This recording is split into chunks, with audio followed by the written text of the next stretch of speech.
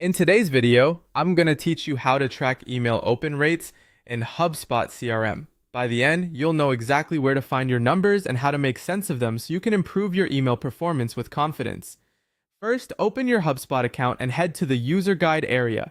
This is the built-in hub that points you to the right tools and pages in your portal. It's a quick way to get oriented, especially if you're switching between marketing features.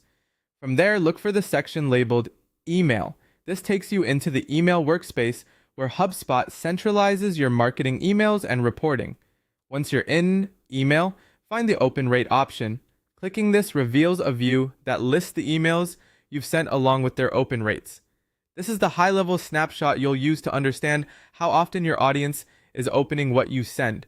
If you don't immediately see data for a very recent send, give it a little time.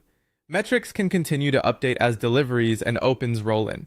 Here's what you're looking at. Open rate is generally calculated as unique opens divided by delivered emails, expressed as a percentage. Delivered means the message didn't bounce. Bounces are emails that couldn't be delivered.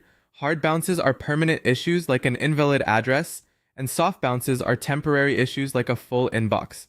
Unique opens count each recipient only once, even if they open multiple times, which helps you compare performance fairly across different sends. A few interpretation tips will help you get more value from this page. Use open rate primarily to gauge subject line appeal, send timing, and audience interest at a glance. Compare similar emails sent to similar lists. A newsletter and a transactional notice won't behave the same. Pay attention to sample size. An open rate on a small send can swing dramatically with just a few recipients. Also be aware that privacy features in some email clients like automatic image loading can inflate opens. That means open rate is best used as a directional metric rather than a precise count. If a number looks unusually high or low, consider factors like list quality, permission practices, and the clarity of your subject line and preview text. Over time, watch trends across multiple sends rather than fixating on one outlier.